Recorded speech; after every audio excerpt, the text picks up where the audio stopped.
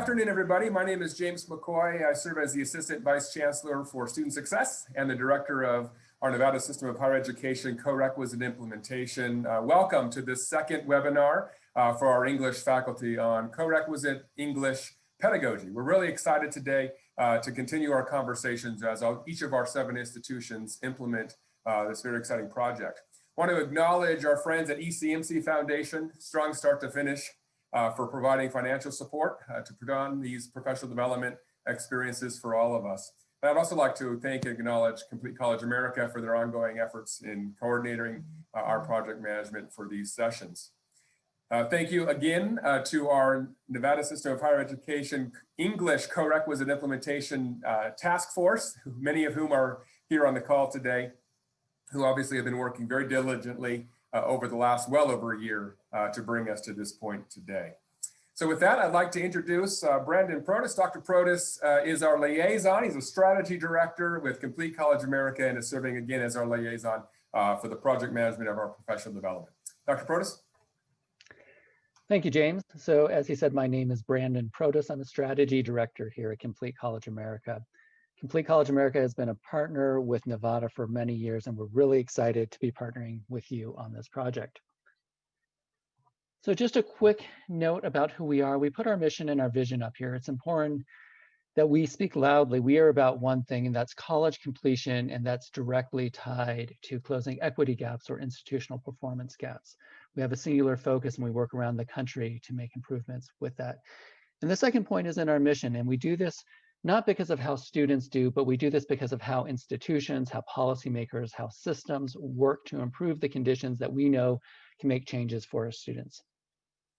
We always like to start with that to ground our work. We work with a number of strategies, and we've recently unveiled a new set of pillars and strategies. I'm not going to read through them all, but you'll see co-requisite support is highlighted there. That's one of many strategies, and they're really integrated across the college or university. And this is when I said it's how we structure ourselves and work that we do, how we look at our pedagogy to make a difference with students. So I encourage all of you to go to completecollege.org. I know you're in front of a computer right now, so you could even do it while I'm talking. If you sign up and create a profile, you will have access to our resources. You can connect with others. You can find out so much more, get our newsletters. So we encourage you to be a part of this movement with Complete College America. And finally, we are doing the project management for this set. We are doing professional development both for English faculty and math faculty. We put on the screen here, and hopefully you've received this through your college. If not, please talk to your department chair. The entire list, and I really applaud Nevada and the English faculty task force who put this list together of specific topics. It is deep and wide. It's not just a one-time you're getting one single PD, but it's an entire series to cover all the various nuances of co-requisite support. So we're excited today to bring you Heidi Estrom and Joy Palmer. I will let them introduce themselves, and you guys are in for a real treat today. Hi there, I'm Joy Palmer. I'm the Department Chair of English at the College of Western Idaho, which is the community college that serves kind of the greater Metro Boise area, including Nampa, where I work and live. And I have been at CWI since 2009 and been department chair since 2013. Hi, everybody. It's great to be with you because I know there's nothing you would be rather be doing on a Friday afternoon, especially Friday the 13th. We decided that Friday the 13th during a pandemic must be like a double negative. It's like super awesome. So let's hope that that holds. I'm at Boise State University, just down the road from Joy. I have been there since 2006 and have been the director of the first year writing program that whole time. I'm delighted to be able to spend some time with you today. So first, you can kind of see the overview of our schedule. We've got some opening logistics and just sort of overview of where we're going to be going. Then we're going to talk a little bit about Heidi's and my context and kind of shared values and beliefs that sort of inform the rest of what we'll talk about briefly. Then we'll look at an overall framework for responsive teaching, which works in kind of any Co-req model. And then I will specifically talk about the integrated Co-req, so the 5-credit English 100 that I believe the state and community colleges are doing. And then Heidi is going to talk more about considerations for the lab courses that the universities are doing. Then we'll have time for Q&A, a little bit of time to talk about next steps. And depending on how things are going, we may go into some institutional work groups, but we'll assess time, and we'll find somewhere about halfway through to insert a short break.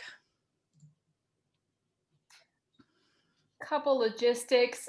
Feel free to use the chat for questions. Brandon may be monitoring, should be monitoring at both times. Joy and I will try to, but might miss things. We do think we'll have plenty of time at the end for Q&A. So also feel free to save your questions for that. We're also collecting your questions at a certain point. So also feel free to add your questions then. As those who have been on the receiving end of Zoom life this fall and last spring, we know how taxing these things can be, particularly at the end of a busy week. So we will not be offended if you turn your screen off, or if you need to run and get a cup of coffee, or need to stand, whatever it is you need to do. We have built in a few breaks, but feel free also to do what you need to do to be comfortable in this session. So to get us started, we just want to kind of start by centering on what we like about teaching first-year writing, or something you enjoy about first-year writing. So if you would take a moment, and if you feel better writing, write. If you just want to kind of think and center on it, that works too. But what is something you enjoy about teaching first-year writing? And we're just going to give you about 90 seconds to think about that.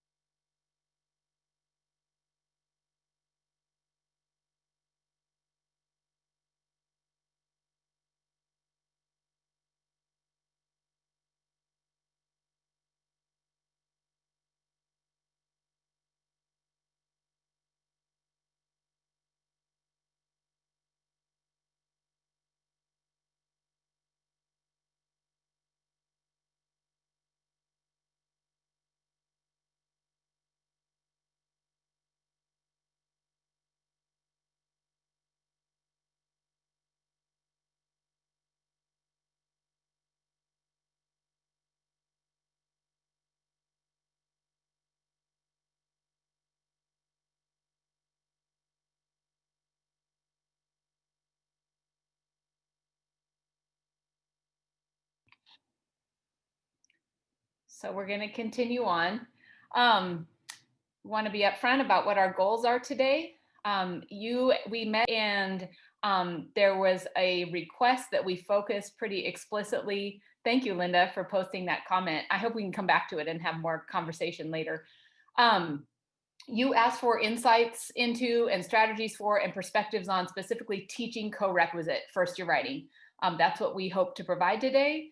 Caveat we always like to give, of course, context matters, and we will come at you, and you will be at many, many different places. So some of what we say to some of you will be self-evident and might strike out others as something new.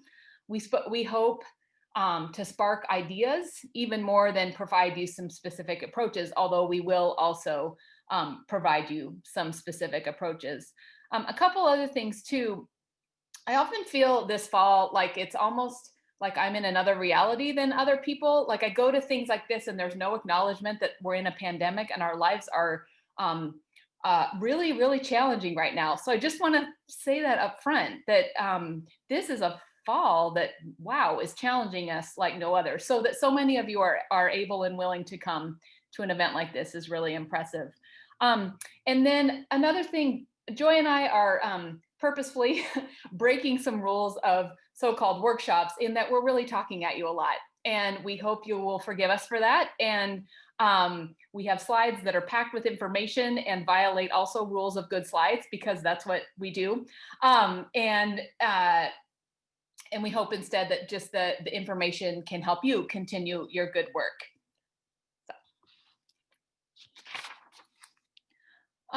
Workshop outcomes. So those were our goals. What we hope by the end of the session that you'll have. Oh, and this is one I must not have changed, Joy. I tried to take out the fly-ins to ease the driving. We hope by the end of our time together, you're recommitted to the idea of co-requisite writing instruction as justice and equity work. I always feel like this is system level or institutional level work that we can do that's in our control. And so that's an exciting part of co-requisite work. You can just go ahead and put them all in if you want, Joy. Secondly, we hope you're better equipped to begin generating or continue revising writing curriculum appropriate to your institution and appropriate to your students. And I love the things that are popping up in the chat, by the way. I'd rather be there chatting with you all. We hope that you, by the end of this time, have explored or identified some pedagogical strategies you'll be able to use directly in your own teaching, and that you have clear next steps for conversations about writing pedagogy on your own campus. So this is where this workshop might fall apart. We'll just see. You know, a little risky to do right at the beginning. But before we got too far into this, we thought it would be helpful to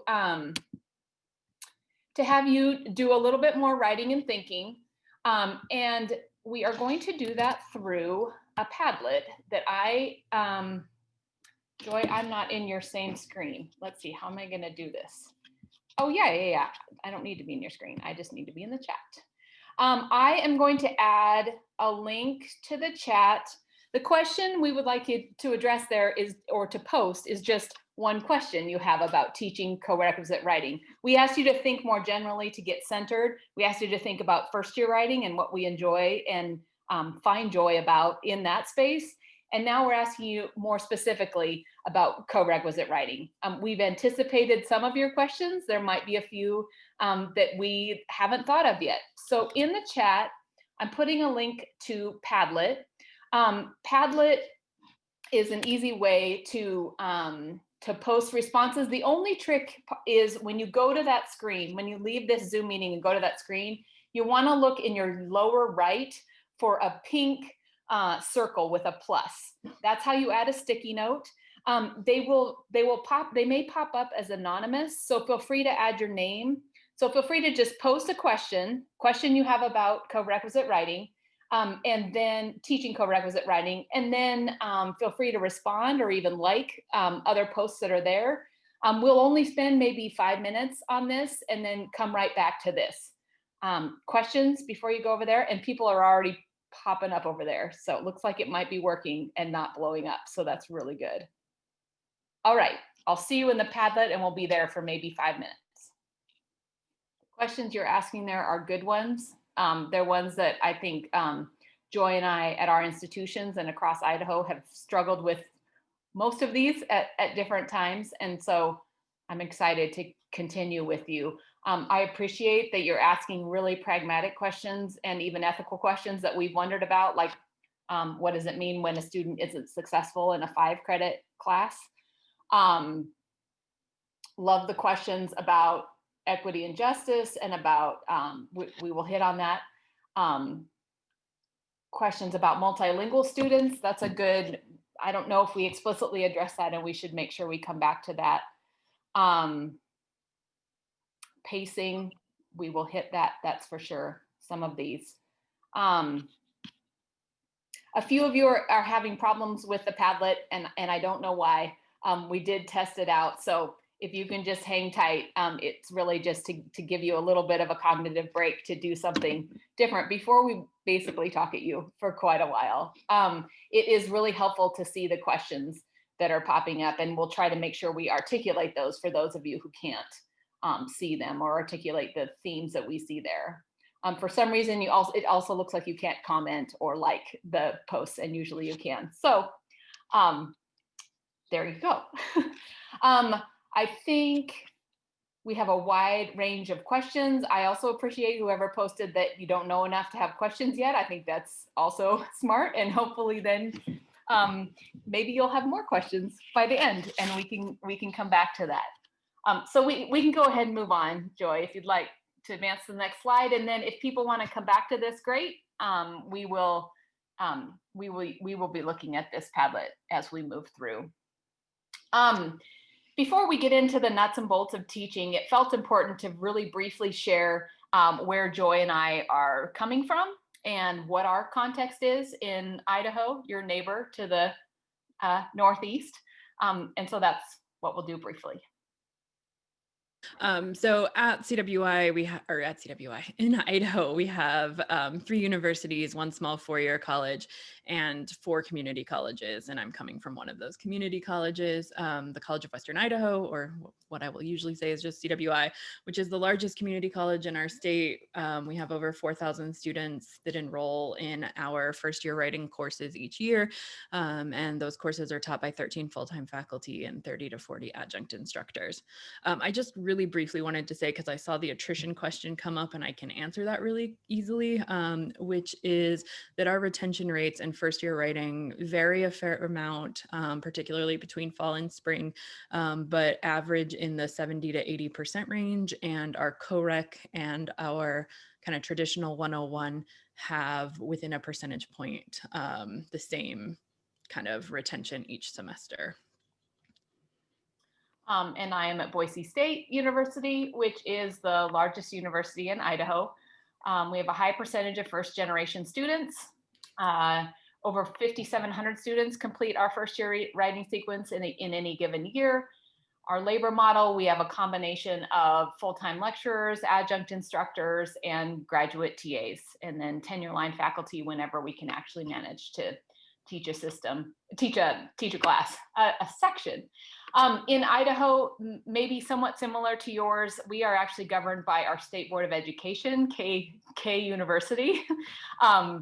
We are a small state, and we have shared numbering outcomes and even similar kind of a shared understanding for our courses across the state of Idaho. We have a really healthy high amount of collaboration across all our institutions. So even though Joy and I are speaking from our 2 specific institutions, we know a fair amount about what goes on in the writing programs, at least at our sister institutions. And then it was in about 2012 or by 2014 that we began transitioning to co-requisite writing instruction across the state. So when we began to transition to this model, we developed different models, different approaches, different ways we would do co-requisite. And another shorthand we'll use a lot is P or plus.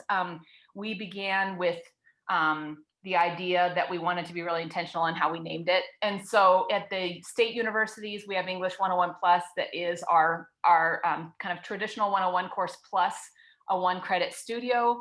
At most institutions, the 101 Plus students are embedded in a section of English 101 and then have a separate 1-credit additional meeting hour with their same instructor.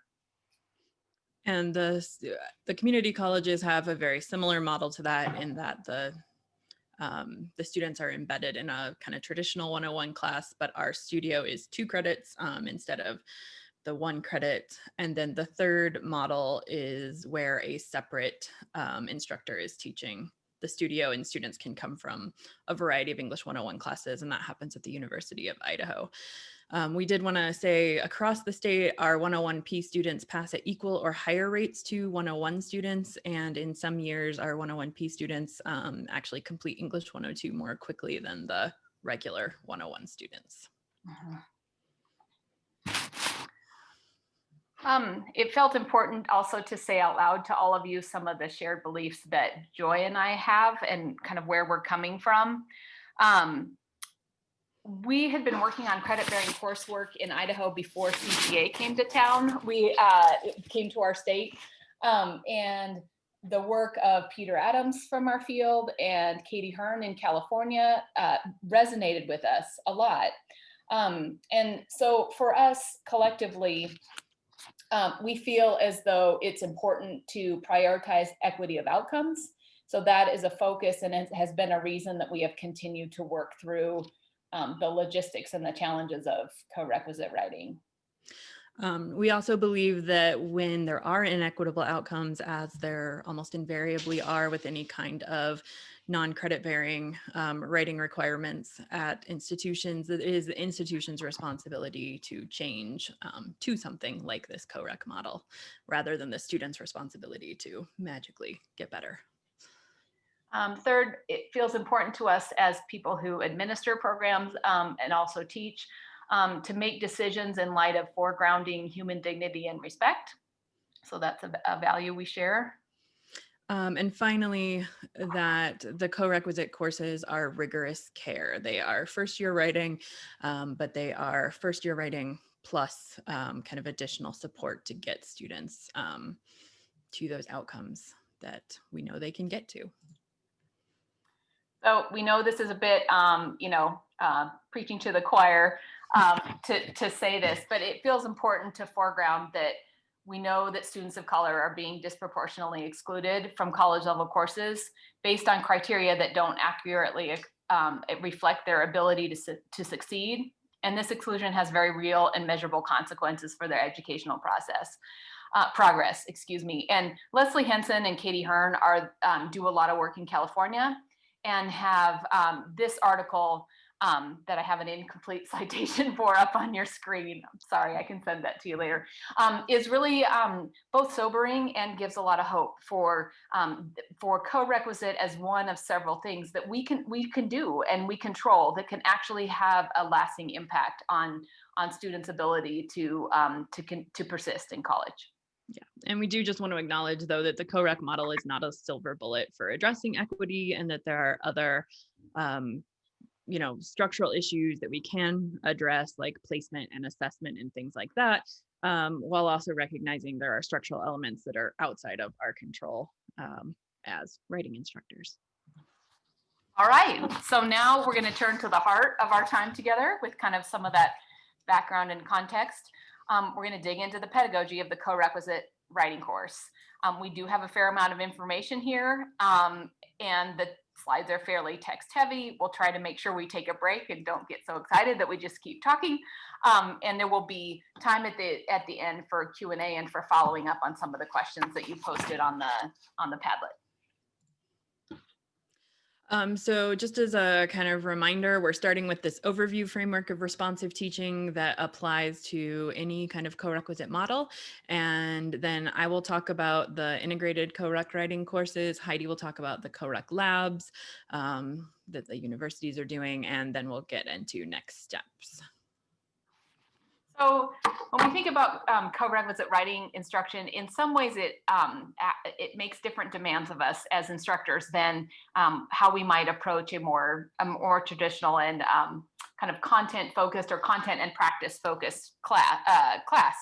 And so this framework can be a useful place for starting and then thinking about how it adapts or can work across different models. So we'll talk about the framework and then move on to the specific examples.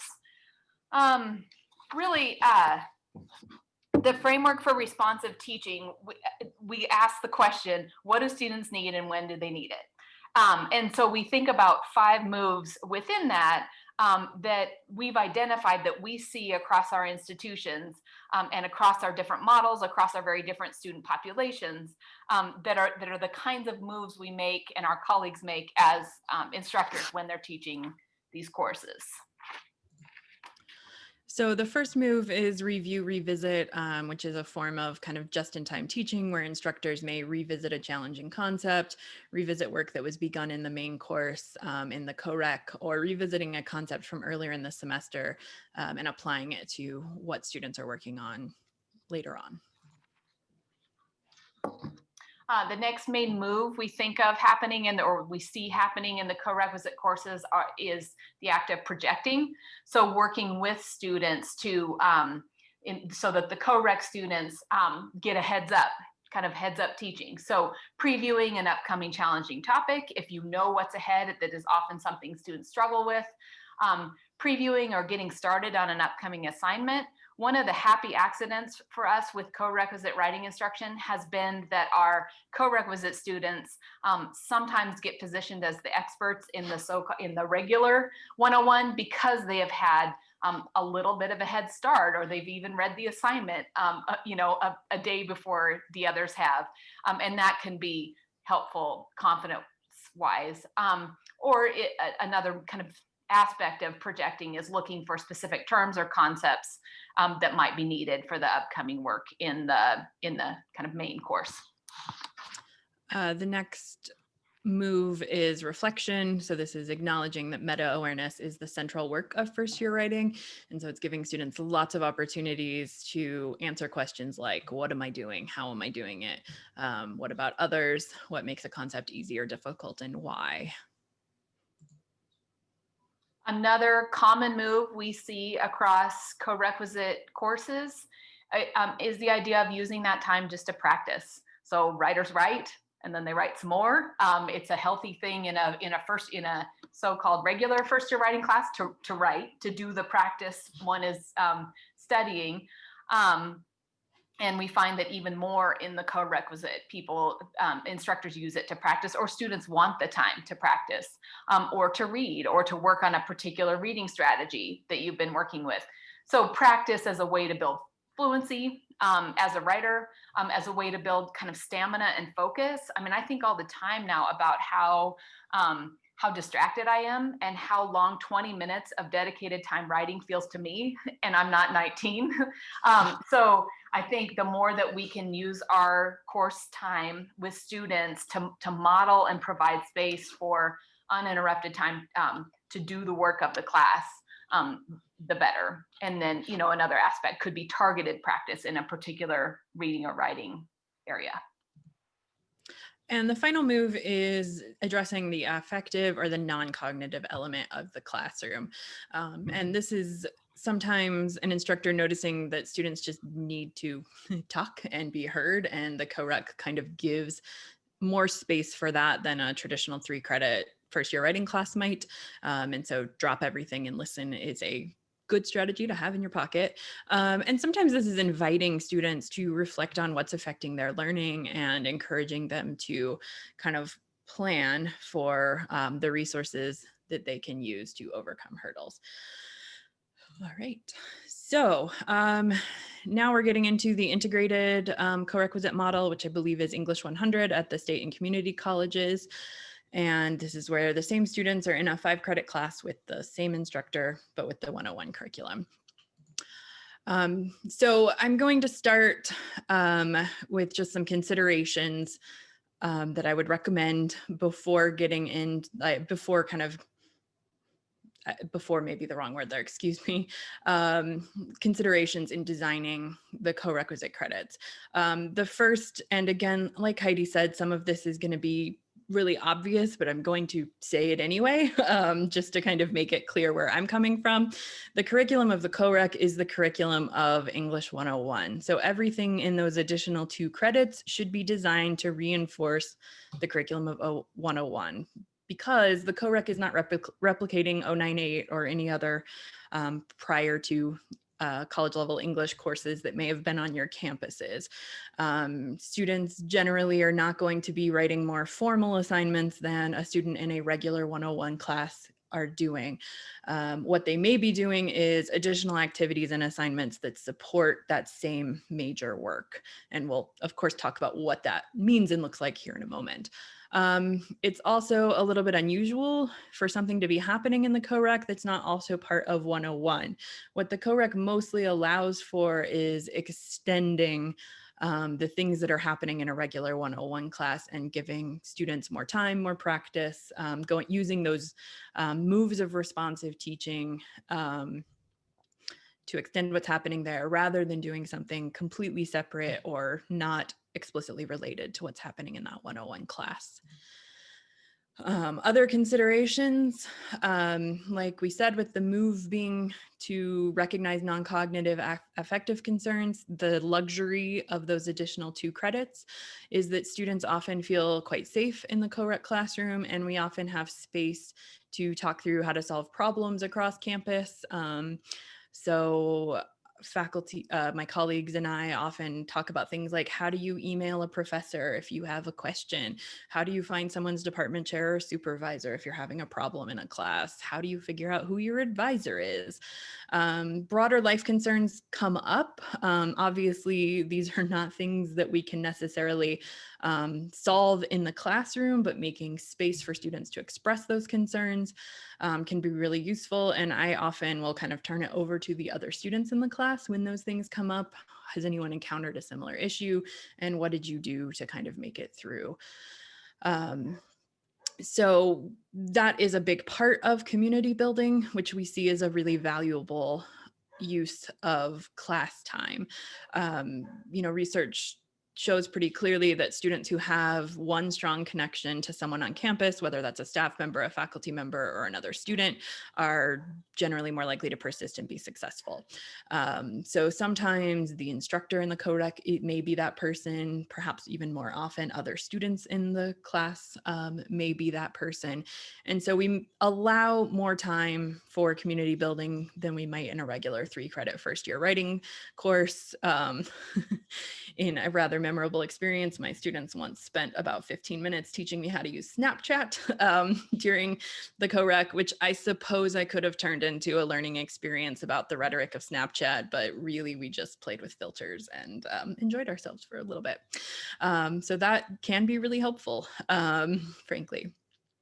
And then as I'm thinking about planning, I would consider, with this 5-credit model, I think there's maybe at least three ways that one could go about planning it. One would be, if you're meeting 3 times a week, for instance, could 2 of those meetings look like a fairly traditional 101 curriculum, and the 3rd meeting be kind of planned separately to make some of these moves, to give more time for practice, to give more time for individual check-ins with students and those sorts of things?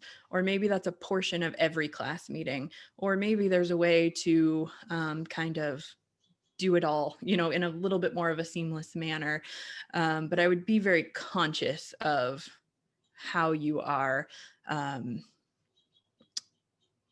including those additional 2 credits, and how you, which parts are sort of the co-req parts in addition to what you would be doing if it was a regular 3-credit 101. Which transitions us perhaps pretty straightforwardly into some co-requisite activities that my colleagues and I use. So the next 2 slides are just going over a few examples of activities that we use in the classroom that follow the responsive teaching framework. So you'll see under review, we might ask students to say back what an assignment is asking them to do in their own words.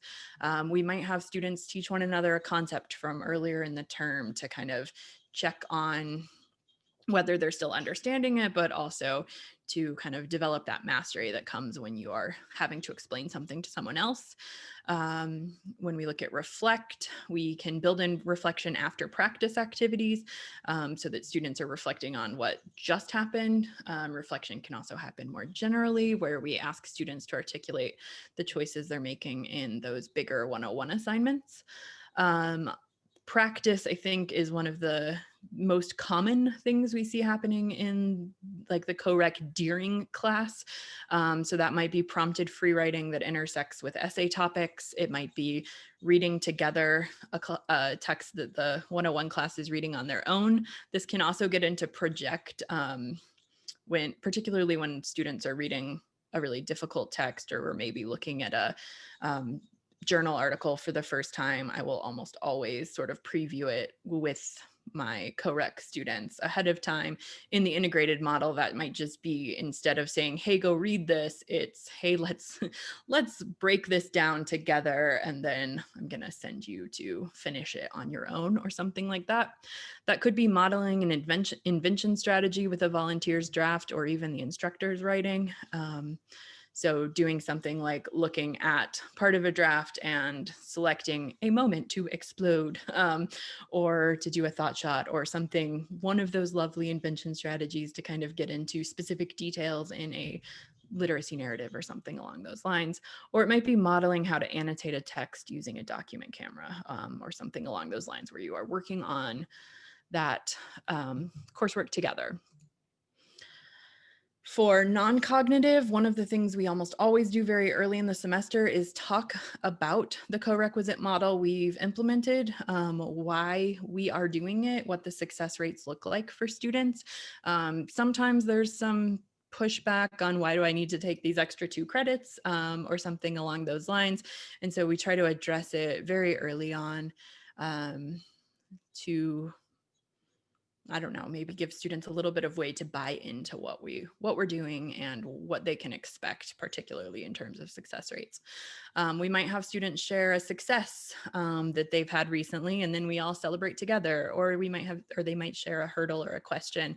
And as a class, we kind of work on support, or at least being a sympathetic ear in that situation.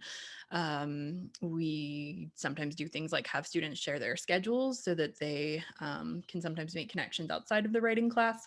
So I've seen instances where my co-req students realize, hey, we're all in the same math class, and they end up meeting outside of the co-req to work on math together, and sometimes writing, but those sorts of things. So helping them find like that, helping them make those connections with their classmates. For project, we might be giving a heads up on an upcoming assignment, whether that's sharing the assignment sheet itself or prompting them to think about the subject or something regarding that next assignment. And then other activities I wanted to share that maybe aren't as directly related to those categories are that there's often a group conferencing. So particularly since you're going to have all of the students in the 5 credits for the entire time, a full group workshop may or may not be the most effective thing depending on the exact number of students and class dynamics. But sometimes meeting with a small group while others are working on their own, or even everyone is working on their own as an instructor is going around and checking in and doing kind of a mini conference with each student, can be a really effective thing where students are doing some kind of practice activity, but the instructor is still sort of able to give some directed feedback to the individual students. So because English 100 will have 2 additional credits, consideration of course needs to be given for what assignments students are doing to make up that content, or not make up, but to fulfill that content. Again, the goal here is that the assignments are going to directly support the 101 curriculum, and that they are going to also kind of do those things in the responsive framework, make those moves, help students make those moves. And as an instructor, we are kind of using those moves. So perhaps most common is more drafts or more partial drafts. So this depends on how many drafts and how much draft material would be part of the regular 101 portion. But in general, I would say co-req students may produce about double the number of draft material pieces as traditional 101 students. There are definitely exceptions. I have some 101 faculty who have students turn in maybe 4 separate pieces towards a relatively short writing project. But for many of them, it's 1 or 2. And so having 1 or 2 more in that co-req portion works really nicely, both for projecting and practicing. Extra work with course readings also fits well into practice. So additional summaries or responses to course readings beyond what is expected in 101. I've seen this both with kind of specific assignments that all of the co-req students are doing, and I've also seen it with where students pick a number of course readings that they're going to give an additional response to over the course of the semester, and they choose. I see a question about co-req caps, so I can just really quickly tell you our English 101 cap is 24, and of that, 10 of the students are in the co-requisite 2 credit portion. Currently, that is what the model at my institution is. That does vary across the state. We have different caps at each institution and different sizes for the co-reqs. Other things that happen and that work really well are reflections and journal assignments. So these are places both to reflect and review. The caveat I have here is that directive specific and timely prompts, particularly if it's something like a weekly journal, are much more effective and much more likely for students to buy in to those assignments than something that's a little bit more of a generic, like keep a writing journal, or here's the same questions that you're going to answer each week. So when I talk to faculty about this, sometimes there's a concern, or not really a concern, but sometimes they're finding my students don't like doing the journal assignments. And usually if someone has decided this is the right way to go, the way to make that work is to have different prompts that students are working on over time, or at least very specific prompts that are tied to what's happening in the classroom in that particular week or 2 weeks or 3 weeks, or however often you're doing something along those lines. One other kind of assignment we sometimes use in Co-req is connecting students to campus resources. So that might be a required writing center visit, that might be doing something specific with the library, setting up an appointment with an advisor or another faculty member from whom they're taking classes. This might be attending a student services workshop, and all kinds of other things. Sometimes this is very much an individual thing where students just go do it and then report on it to the instructor. Sometimes this is used as a way for students to present on these resources to the other students in the class, to kind of share those sorts of things.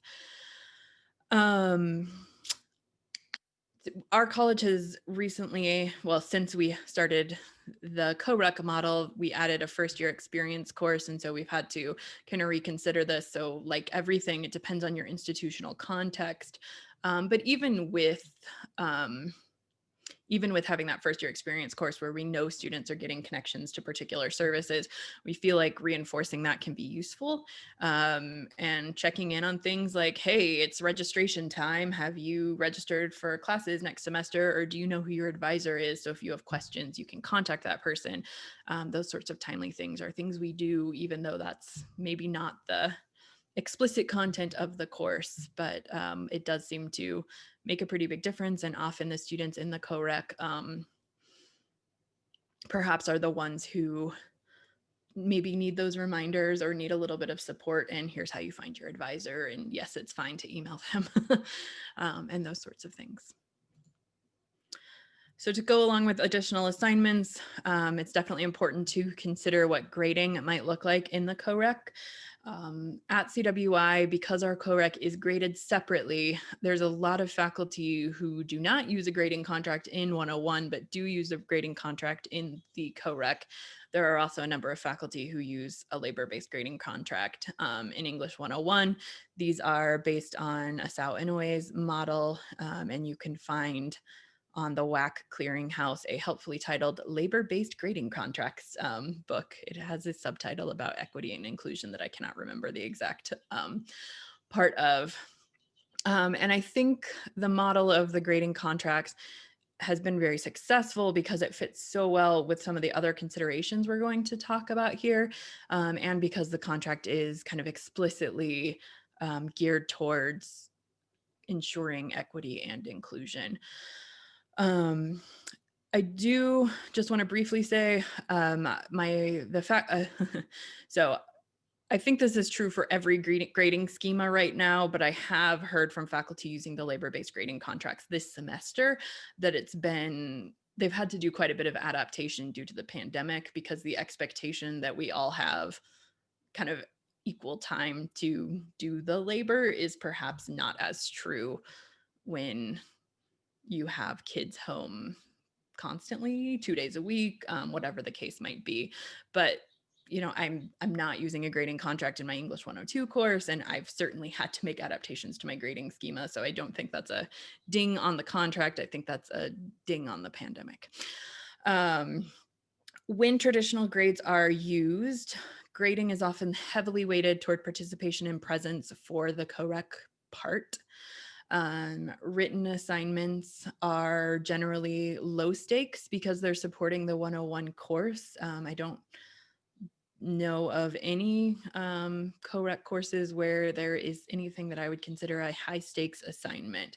The goal is additional practice, additional review, and all of those sorts of things. Grading is often then full, partial, or no credit. So the question is, did the student fulfill kind of the basic requirements of the assignment and do their best effort, rather than, you know, is this an A or a B or a C or something along those lines? Given the integrated model, when using a traditional grading structure, there is likely to be a tension between incentivizing the necessary important co-req work and ensuring the final grade reflects the student mastery of the 101 outcomes. So adding 2 credits of support seems like it would make the already existing tension in all first year writing courses, I think, trickier to navigate. So I would say, you know, grading structure obviously matters, but it matters a little less than how the instructor is able to sell the work to the students. So if students see what's happening in the co-req portion, those extra assignments, as valuable and directly contributing to their ability to be successful in the major work, that's going to be important. Cassandra asked about students enrolled in the co-req model. That's a good question. And I want to say it's in the neighborhood of the several hundred each semester. It can be a challenge to staff. We have more in fall than spring. This fall was very unusual. Our enrollment patterns kind of completely shifted. But I think we usually have about 400 seats in the fall and maybe more like 300 seats in the spring, and then maybe 50 seats in the summer. So in the neighborhood of 750. So the percentage of co-req taught by full-time faculty is actually the highest of any first year writing. For CWI, we prioritize using full-time faculty in that role. And so the vast majority of full-time faculty, so I said there's 13 of us, that includes me, and my teaching load is a little bit lower, but usually at least 10 of the full-time faculty are teaching 2 sections of co-req during any given semester. So in the fall, there's quite a few adjunct faculty also teaching it. In the spring, it's a much smaller number because full-time faculty load stays the same, but the number of students goes down.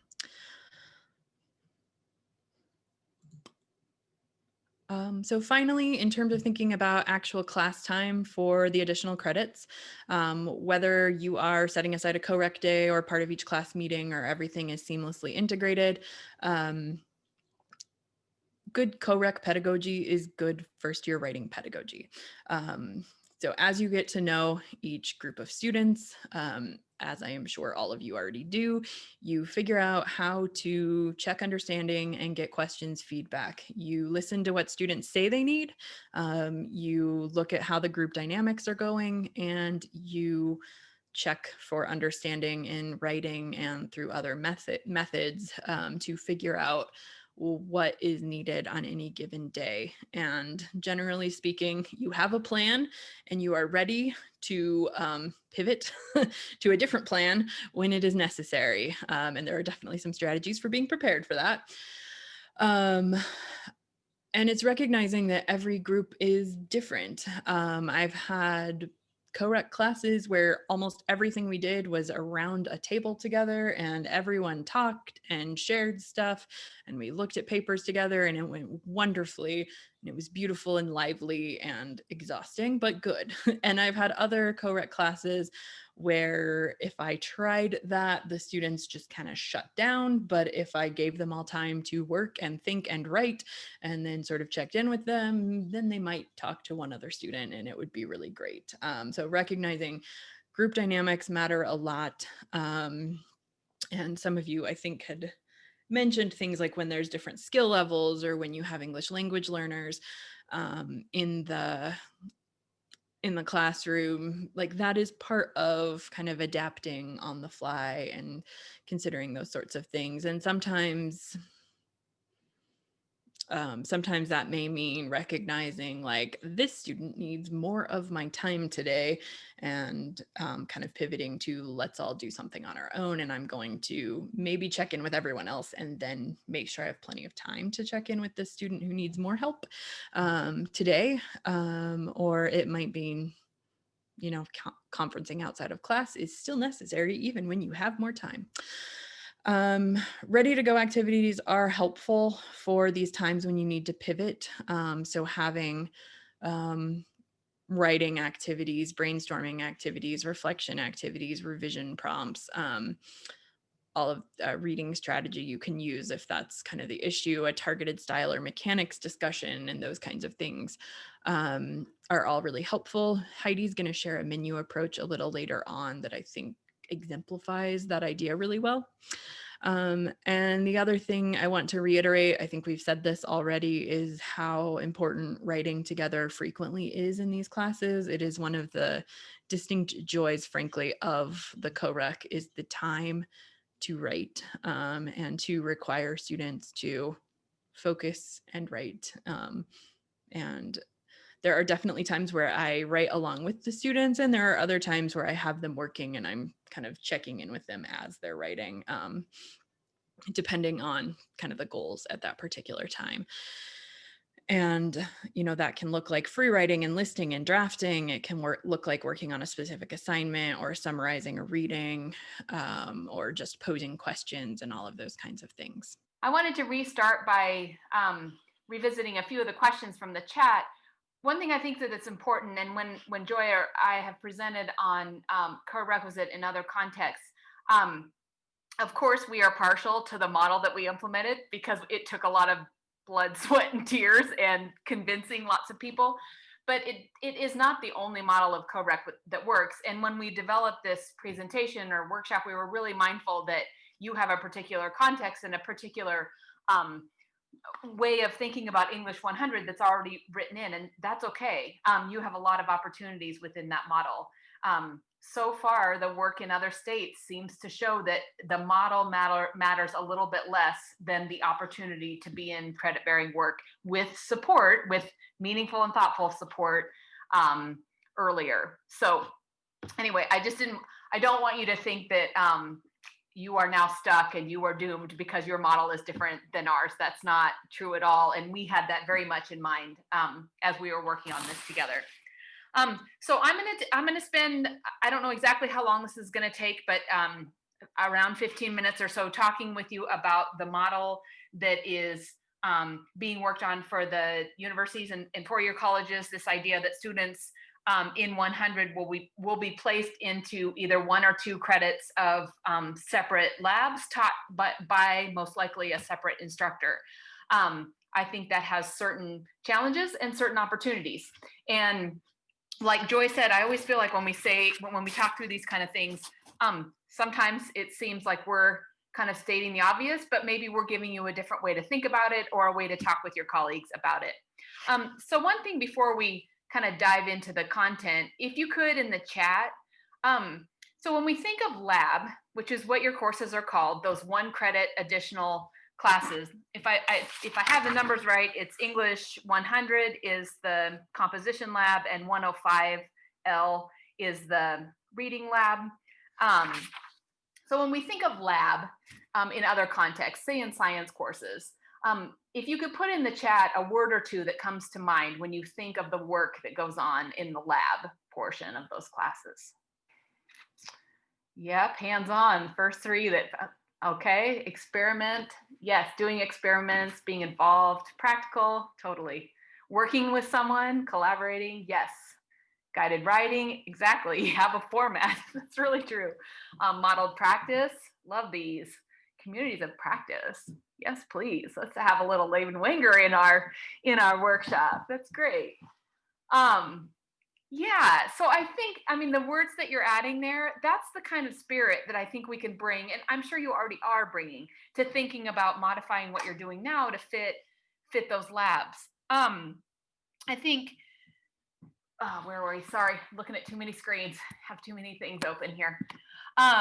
So I think the question for us is, how do we bring that perspective to those classes? yeah, how can we bring those to our co-requisite classes? So if we can go on to the next slide, Joy. So a few things, and this reiterates on something Joy says. I think that the special opportunity for you all is going to be working together to collaborate, to ensure that you're all teaching first year writing / first year reading, that you're all working in support of that credit bearing experience. So we want everybody to be thinking about collaborating for the benefit of students, and that a first year writing curriculum, and I know you have even more than this, but the curriculum of 101 really means the curriculum of 101 and the 2 lab courses, that we really think of those all together and not sequential. And I know you've been working or in the stretch model. I know you have different models already kind of in play. So there's a few big picture items to consider that I think you have, you'll have to think through, and you'll have to think through the support and kind of the mechanisms you'll need. So particular to your campus, who teaches English 101? Who teaches the 2 lab courses? What conditions can you create so that people can talk to each other?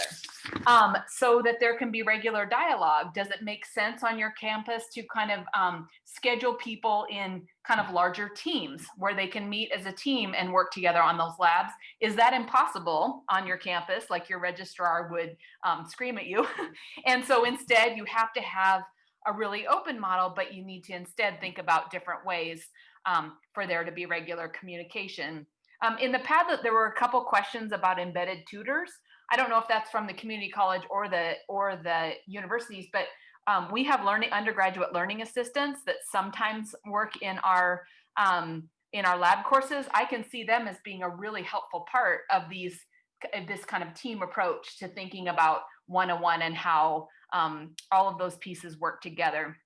I think a critical thing for you all to consider when you're thinking about this is the labs should support or be an extension of or be a place for students to get hands-on work connected to the main course.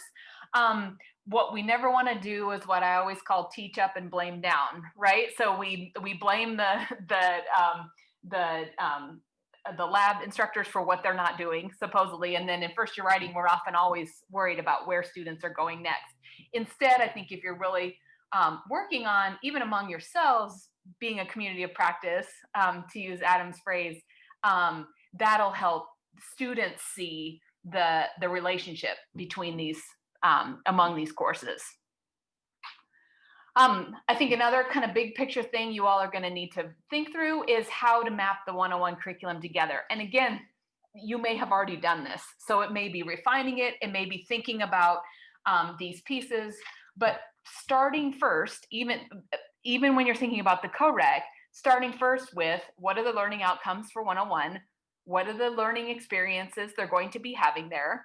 And then I think really useful to think about all together is kind of where are the bumps? Where are the kind of troublesome moments in the 101 class that then could be better supported or differently supported in the lab courses? And I might keep saying studio because that's what we call ours, but I mean the lab. I think building something together, a curriculum map, a resource guide, if you don't already have it, or if you do, revising it and really thinking through it together will be a productive way so that you have a framework to teach from across all of the sections, since it won't be the same instructor in teaching the lab. So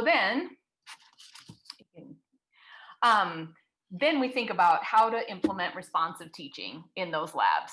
So those labs taught by somebody else likely. It's just going to be really important. Like Joy mentioned, we don't usually get a lot of pushback on kind of why am I in this course, but we do get questions, and students wonder why, in our model, students wonder why they have to meet an extra hour when they see that other people from the 101 aren't there. But we can make that tie to the classroom. And I think with your model, you're just going to have to be even more explicit about how the work of the labs ties directly back to the work of the 101. And that's where some shared curriculum at some level is going to be important so that the labs feel responsive. So they feel responsive to where students are at that moment in the kind of main course, the 101. So still that same framework of reviewing, projecting, reflecting, opportunities in space to practice, and then opportunities in space to address non-cognitive issues. Couple things, the lab courses have a content. I think that's important for us as writing faculty to be able to articulate, particularly to audiences beyond each other.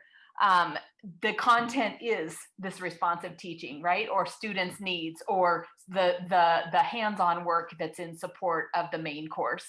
And you have to, responsive teaching means kind of like Joy mentioned, kind of having activities, purposeful activities kind of in your back pocket, and also having space for student generated issues or questions. One thing I would encourage you not to do is to just kind of take the boring things and stick them in the co-requisite. So, you know, the skills or the things that feel kind of packageable, I think that the temptation could be to put them there.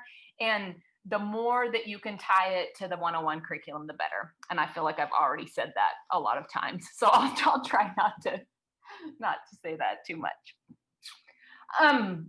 Excuse me. So when I was thinking about how you would go about this work, this kind of mapping work, I wanted to give you an example of these moves and how I can imagine them happening, even if you have a shared curricular framework, but it's not the same instructor teaching each class. So let's say, for example, I kind of picked a random week. Let's say it's 101 and students are working toward a literacy history, and they're gonna write a literacy narrative of some kind. Obviously, they're doing a lot of that work in the 101 class. They're generating ideas, they're doing peer review, whatever those experiences are there. So maybe in the writing lab, the 100L, for a review activity, they might revisit a free write prompt. They might write more. Often it's just fluency and kind of stamina that writers need. In the reading focused lab, students might reread a difficult passage from an article that you're working with in the 101, or you've already taught them a particular kind of critical reading strategy, and then you revisit it in the lab and you deepen it. I know that was a question that came up on the Padlet about how to teach reading. And I mean, I always feel like in English 101, it's often about teaching reading strategies. And then in the studio or the lab portion, it's about deepening those or revisiting them or practicing with more time available to do that. Projecting, so same week, they're working on the same stuff. Alternatively, a move you might make as an instructor in the lab, say in the critical reading, or excuse me, the writing lab, you look ahead as the instructor because you know what's coming. You know, this is pretending or assuming that you have developed a shared curriculum, again, across multiple sections, either in teams or across your entire program. You'll have to figure out kind of what level of shared curriculum you can get to. But again, if you're thinking in terms of benefiting students, I'd encourage you to go as far as you can with that in terms of what you share in the 101.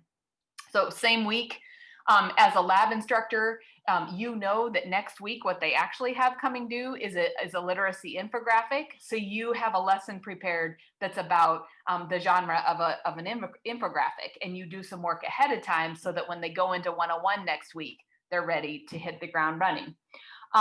In the critical reading lab, you apply critical reading strategies to the assignment prompt itself, right? And you do some work with keywords or helping students figure out that assignment prompt. And again, as an act of projecting. Then when you're teaching in this responsive teaching framework, reflecting, right? Joy mentioned early on that metacognition is actually the main work of first year writing. I often think that, I think it was Dwayne Rowan who talked about first year writing as a head fake. Like you need students to generate a lot of text, but where they learn things is when they reflect on it, right? So in the lab, you might decide as an instructor that it's a useful time, or what students seem to need right then is time to just reflect, to pause and to take 20 minutes and look back over the work that they've generated so far and get ready for a draft. In a reading lab, it might be doing some careful reflection on their reading processes, how they struggled through Deb Brandt's article and where they struggled and why and what was frustrating and so on. So those kinds of things still always kind of in response to or complementing or deepening the work of 101. And then practicing, I mean, again, this one is maybe a little bit self-evident, but you can in the lab, even if you're not the same instructor, give them time just to write. And having focused time away from the distractions of life can be really, really invaluable. And the same with reading. An opportunity to reread, an opportunity to practice particular skills, or just to read and then be able to talk with someone. The example I gave is maybe working with genre cues with a particular reading, say an academic article versus a poem. I mean, that can be the kind of reading strategy one might do if you're just wanting to give students time to practice. And then again, this non-cognitive issues that you kind of plan to not have a plan sometimes, and often, like with any teaching, you have a plan and then it goes awry. But that's not even awry. Different things happen. That is even more true in a lab class. So it might be spending time every week or at certain times, say in the writing lab, asking, what's going on. What's getting in the way of your learning this week? And then how are you going to create a plan to work through that? And then in the reading lab, similar kinds of questions, but thinking about having students think about and reflect on what in their life is a barrier, is providing support for them getting their schoolwork done. Now, this can lead to things like sharing information on where the food pantry is, right? So things that maybe don't seem initially relevant to the curriculum, but that are, of course, as we know, really important for our students. Or where the best parking is on campus. That's always one that comes up. So for example, let's say you have a 50 or a 75-minute lab session. I can imagine this is very similar to the kind of format one of our studios might have, but that would be adopted depending on the focus that you have in those labs. You might do some kind of state of the class where everyone checks in. You might invite only certain students to come one week so that you have a smaller group to work with. So you have 12 one week and 12 the next, or 12, you're working with 12 and the other 12 are doing that practice work, are writing every week, and then you're switching.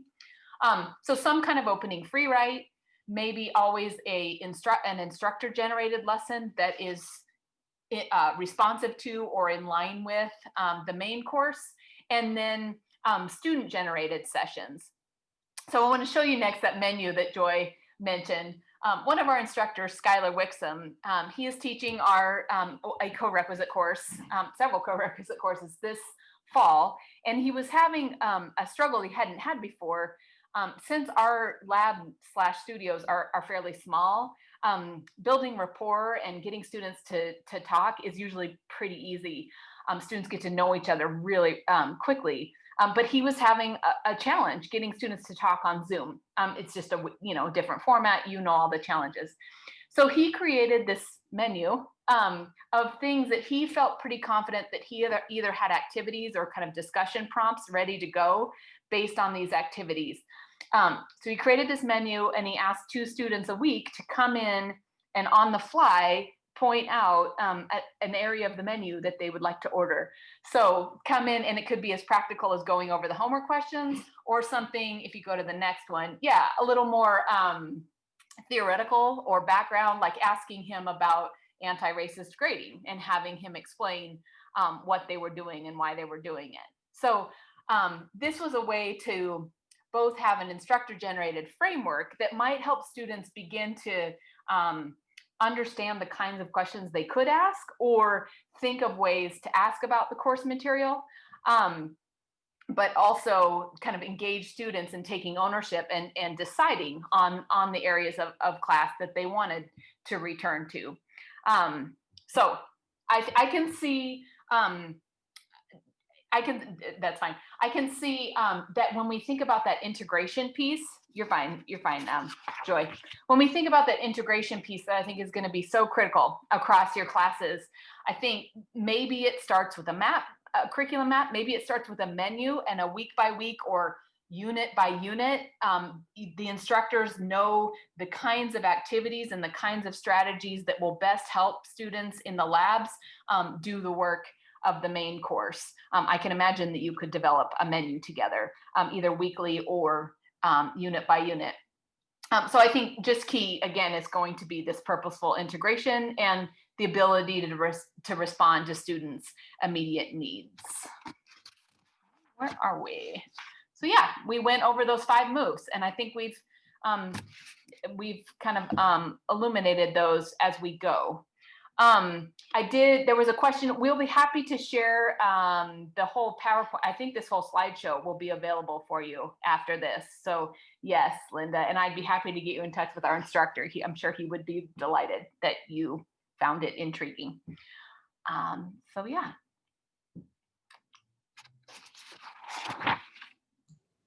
So none of this, of course, is easy or quick. So we have some suggestions on where to go next, and we are very close to Q&A time. So first of all, when we're thinking about how to support a co-req model long-term, it is really important that both administration and faculty in the writing program are focused on a climate of ongoing change and hopefully improvement. So administrators can help with that by providing compensation for meaningful curricular work, creating proactive, purposeful messaging on campus about the purpose of co-req courses, and providing compensation and support for ongoing assessment and professional development. And then within the writing program, consider things like how to begin with professional dialogue, workshops, conversations around the curriculum, how to develop responsive teaching strategies in the co-req course that complement the 101 curriculum, how to meaningfully assess the curriculum, and how to generate professional development from assessment results. So an example I wanted to share at CWI, I think 2 falls ago, we were able to fund through careful argument to our administration, a half-day professional development workshop specifically to work on teaching reading in the co-req course. And we knew that was something instructors were concerned about because it came up pretty much every semester, that this is a challenge. How can we do this better? But we also knew, because we do learning outcomes assessment every year, that one of our learning outcomes that was pretty directly tied to reading was consistently one of our lowest assessed outcomes across our curriculum. And so taking that specific, hey, this student learning outcome, we're not hitting the mark, we need professional development, allowed us to get funding to bring in an outside facilitator, require and pay all of the part-time faculty who teach in the co-req to attend that session, and also give everyone food. The full-time faculty came too, but it's considered part of their contract work. We also, because the problem wasn't completely unique to co-req, did some other kinds of workshops in the department meetings. And we were able to invite a few faculty who don't specifically teach co-req, but wanted to attend and still pay them. And so we were able to address it more broadly, but in my personal experience, it does, of course, depend on your institutional context, being able to tie, obviously being able to do the assessment and then do professional development off of it is good practice, but it also makes it easier sometimes to make that argument, because frankly, administrators need to be able to tell accrediting bodies things like, yes, in fact, we do make funding decisions based on the results of student learning outcome assessment. And so that was an effective way for us, for what it may be worth. And I think we are ready for Q&A. So given the numbers of us, if you want to raise your hand, I think that button is enabled. You can certainly do that, and we can do questions that way, or you can certainly put questions in the chat. So Heidi's already addressed the menu. Can we discuss faculty resistance? So CWI opened in 2009. So I will say our experience of faculty resistance in general is pretty different than institutions that have been around a lot longer. We did have faculty who were very tied. We had 2 levels of writing before English 101, English 15, and English 90. And we had faculty who were deeply passionate about those courses. They had taught them for at least 5 years, if not more, at other institutions teaching similar courses before we implemented the Co-req. And they knew their students were successful in those courses, but to be really frank, and I know this does not work everywhere, when we saw the numbers of students, not who were passing those classes, but who then ever went on to even take a credit-bearing writing class, the resistance didn't last long. It was really hard to argue with. It doesn't really matter how good English 15 was, for instance, if not even a third of those students even take English 101, much less pass it. So I would not say I have significant experience with dealing with resistance. No, that was, I know that facts and figures are not always particularly effective, but that was what worked for us. And same for us. I mean, in Idaho for many years, predating Joy and I, there had been a requirement that our what was then called English 90 was not credit bearing, and we were also required to charge students an additional fee. Not credit bearing meaning it didn't count toward graduation. We as faculty from across the state had attempted to lobby our state board to change that, and were unsuccessful in it. So when we saw as a group a way to make to engage students in credit-bearing coursework, we were for it, and our faculty were for it. At Boise State, we kind of have a long tradition of important work around so-called developmental or pre 101 work. We have Karen Euling just recently retired, and she's one of the founders of the Council on Basic Writing. I mean, it was a proud commitment of our institution and our program. So it wasn't, the resistance was for us at that point was mourning the additional time. I mean, we do miss not having an entire semester with students, an entire semester of English 90. And then, for example, if we had the same students in 101. But for us, the statistics were really compelling and sobering when we saw how much better our students did with no other, it's not like our student profile dramatically changed. And for some reason now, and now I forget the figures. I should have them at the tip of my brain and I don't. But it, like CWI, it was a smaller percentage than we realized that completed 90 and then also completed 101. And we also have 102. And by the time we followed them through, the students that persisted did fine, but we lost many of them. And at least the same student profile now stays and completes English 102. And I mean, probably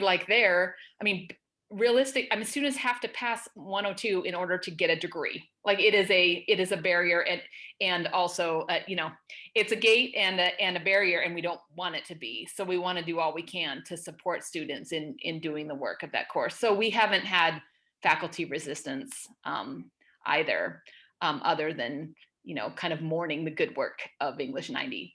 But in general, our faculty love teaching it. They love the extra time with the smaller group of students. And I mean, that's somewhat particular to our model, but also just the time with students without a really specific content focus, I think is just really kind of engaging and energizing.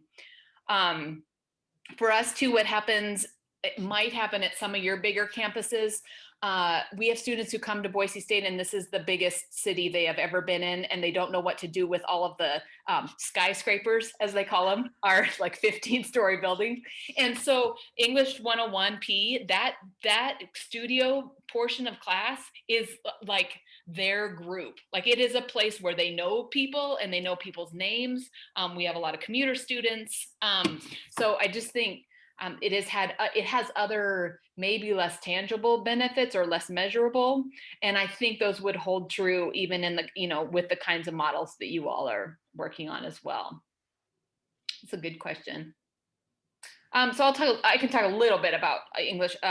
Our co-requisite online, we were very reluctant to start co-requisite online because we felt as though our students really benefited from being in person, and our asynchronous online classes, even with excellent pedagogy, have lower success rates. And we didn't want to be an unintentional barrier to students who, might be thinking they're signing up for something easier when it's not at all.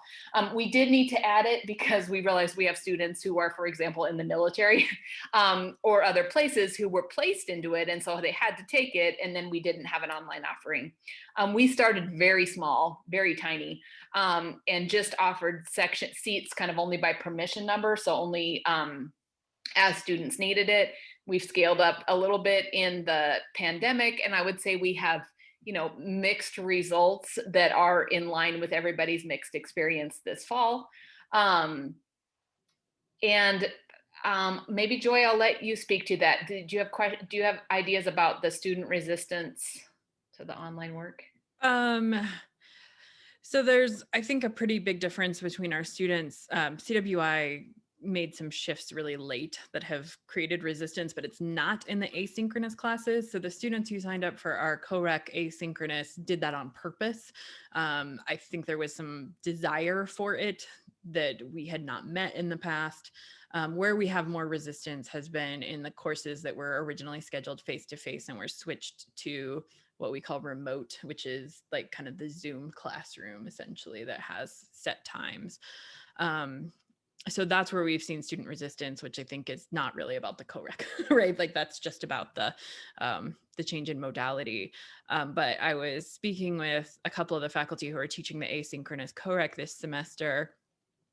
And one of the things they've done, I saw the question about embedded tutors as well, is the faculty member offers a couple of hours of like drop-in session, and the embedded tutors offer hours. So they're kind of scattered throughout the week at different times, and students are basically required to attend one of those. They can, make alternate arrangements if they just absolutely can't for whatever reason in a given week, or make long-term arrangements if that doesn't work. But that's been really effective for that particular group. One of the faculty says the students actually like the embedded tutors better for whatever reason.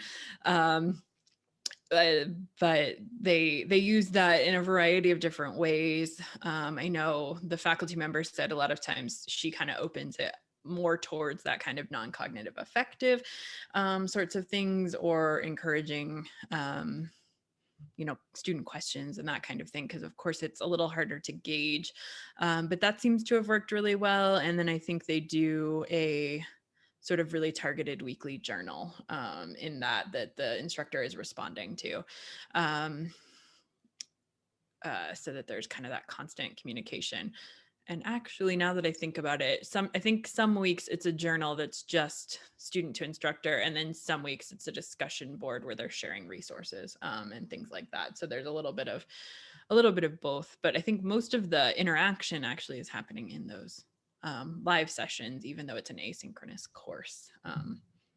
So for what it's worth, that's what I'm hearing. I am hearing, as is probably true in all of the different kinds of courses, a lot of students are not necessarily able to join with video, and sometimes not even with audio. So they may just be participating through the chat, but they're still having positive experiences that way, which of course is about internet access and also chaos at home. I had one instructor mention that she had been not necessarily frustrated, but surprised at how few students turned on their mic even to ask questions. And then she had individual conferences and realized, oh, well, it's because there are screaming children in the background, or there are, whatever's going on. So all of this, I guess, comes with the caveat that I don't know long-term what this is going to look like when we get to something approaching whatever normal is in the future. But that's where we are right now. There's a question on the Padlet about multilingual students. And I'll say, I bet you have the opportunity of working with more multilingual students than we do. Our numbers have dropped since the current administration came in. I mean, the president, not our administration. So we do offer, at Boise State, we offer what we call 101M multilingual, where students are in a 6-credit class that is equivalent to 101 with just more time devoted to supporting the 101 curriculum. We do have a kind of pre-101 class that is elective credit bearing for students, but our international student population has dropped so much that we barely offer that. We do have multilingual speakers, most of whom come through the school systems in Idaho, and so they either place into English 101 or English 101 plus, or choose to take this 101M. So you probably have more experience and more ideas about how to support your students in exciting ways. And I know that some schools or all schools have that parallel track for your multilingual students. So I just wanted to make sure and foreground that. As people are thinking of other questions, I just want to reiterate that there's going to be an entire series of professional development that will focus on various topics. I'll foreshadow a little bit. You're going to have the opportunity later in the spring to hear from Heidi and Joy again, but hopefully there's more questions now. But as those questions generate, just know that there will be a series of professional development topics on really specific areas. Robin asked a question about, have you seen models that aren't working, or have you had a few failures that inform this work today? So I think there have been, so I'll speak to a model. When we showed you early on, back on like slide 3 out of 72 or whatever's in this slideshow, we showed you the various models we tried in Idaho. Another one of our sister institutions tried a model where the 1 credit was kind of free floating. It involved like going to the writing center and doing some online work and kind of going to the library, various activities.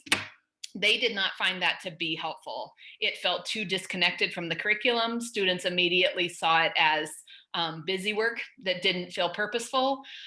So I think, maybe that's why I probably overemphasized that in my portion. I think that is a key part.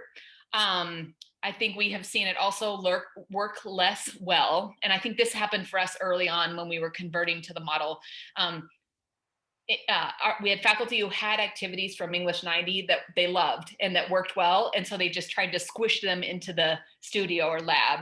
And it didn't always work because it didn't match what students actually needed. So those are a couple examples I can think of things we've learned. Joy, do you have anything? Yeah, we were fortunate to have Boise State just down the road who implemented a little earlier than we did. So we were able to learn from them pretty directly. In fact, we had a year-long joint professional development. So we stole all the good ideas and that those faculty had come up with. And we were also fortunate that we share some part-time faculty. So we had a few kind of more experienced faculty helping us design that. I would agree, like the initial transition for faculty who had been teaching those pre-101 non-credit bearing courses was really rethinking things quite a lot. But the success rates in the first semester, man, I don't know. I would say, we have these like individual failures, right, as faculty, that this doesn't work and I change things around, but from an institutional standpoint, I don't know that I can point to anything. We also did full scale implementation. So with like dozens of sections, I think it was over 30 the first semester we offered it. So it can be done and done well, I think. I think a thing to consider especially if you're a program coordinator or administrator, is how to advocate for the purposeful training so that this work is seen as maybe even more important than teaching first year writing. So in our previous model, faculty had to get additional professional development before they taught English 90. We kept that. We have our more experienced faculty who teach the co-requisite courses, not less. I think the advantage, since yours is credit bearing, maybe you have already experienced this, since I think it was credit bearing already for you at some institutions at least. When I first came to Boise State, I heard all the time about bonehead English, even though none of us called it that. So student to student, they talked about English 90 as bonehead English. We didn't teach it that way. Nobody ever told anybody to use those words, but that's what it was called anyway. I haven't heard that word in 10 years from peer advisors or other students. So I think the credit bearing nature shifts a lot of how students think about themselves, how they think about first year writing. So again, regardless of your model, I think that's going to be important. Our challenge right now is managing supply. We have units on campus that would prefer that we offered more sections, and we don't have the staff for it. But we have, for example, athletics would prefer that all of their students take it because they see how it's academic, but it also helps students socialize to academic work in a purposeful way. So, yeah, Robin, I think you're right. I think that's going to be the challenge, especially for the opportunity, especially for those of you at the universities, is how to really coordinate those curricula so that that students don't, they don't go to lab and then they just do they do a grammar activity, or they do an audience analysis activity, but that's not really what they're working on in 101. So I think there is going to need to be some coordination for sure. Yeah, and I do think Heidi's point that putting experienced faculty on the classes makes a big difference is pretty huge part of maybe why we haven't seen kind of institutional level issues from making a pretty big transition pretty quickly. Mm-hmm. Oh, I did want to say, I have no idea what the option for institutions in Nevada is. At CWI, we have a no credit grade for English 101, which is a failing grade from a financial aid standpoint, but doesn't actually affect students' GPA for things where that matters. It's only available for a couple of courses. But it has relieved a lot of the stress, especially early on with what if this student who historically would have taken a non-credit bearing class but passed fails and has to retake the course. And that has helped quite a bit.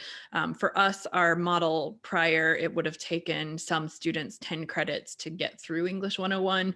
And so the idea that they might have to retake the 5 credit Co-req class twice is relatively comparable. And of course, once they're successful, at least at our institution, erases that original failing grade. But that NC is, that no credit grade has been, I think, reassuring to faculty that it's a little less harmful, but I don't know to what extent that's an option. Natalie, good question. In our model, the instructor is the one teaching the Co-req, so they know their curriculum. They do know exactly where their students are and what they might be struggling with.